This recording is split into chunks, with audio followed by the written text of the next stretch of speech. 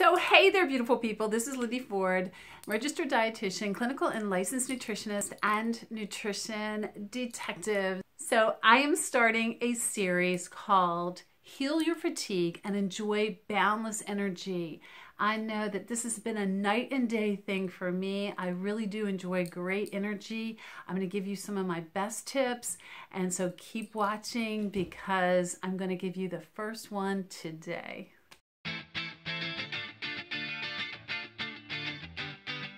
So hey, beautiful people, like I promised, I want to give you the first tip on how to heal your fatigue and create just endless and boundless energy in your body. I know for a fact that this was a problem with me.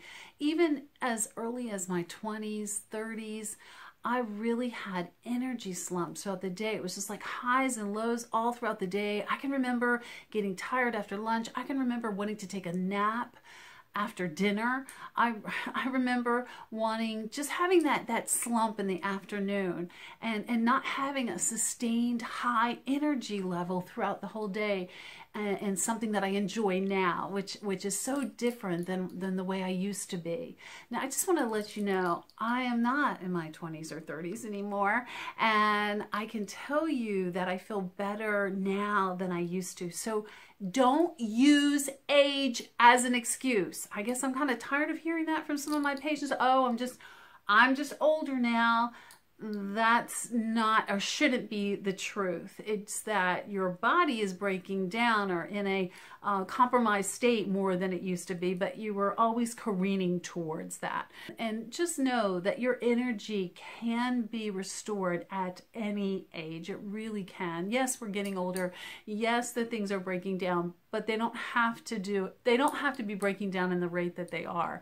The other thing too is we're going to talk about like disease states and illnesses. Most disease states, most illnesses, most problems in our body, if we get to the root cause, really have fatigue or energy problems as one of the symptoms. And so we do need to get to that.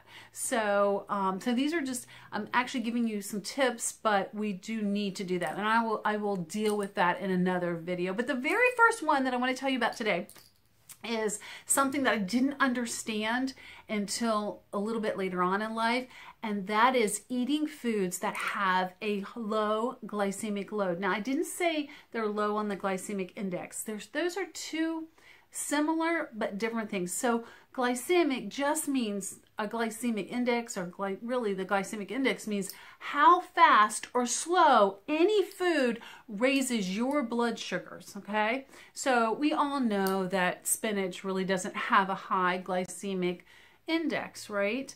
But we think that something healthy like carrots would have just a huge glycemic because it's a sugary or it's more of a starchy vegetable. But here's the thing.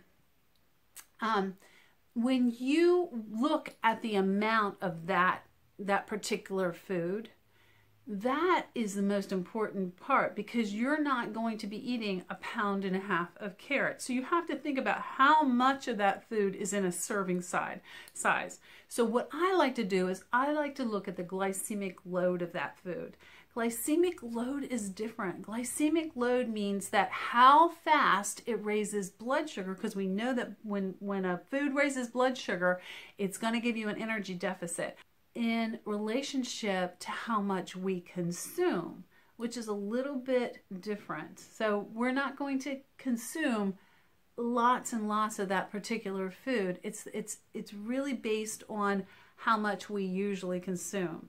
So a 1/2 cup of carrots, the glycemic load on that is only about a 5. And I say really keep it depending on your physiology. Some of you need to keep those glycemic load foods even lower than a 10, maybe at a 5 or lower. I keep mine a little bit lower than that, but a 10 or lower. So that's where you really need to be. And you can look this up on any glycemic load chart. You can Google it. It's not a hard thing to do.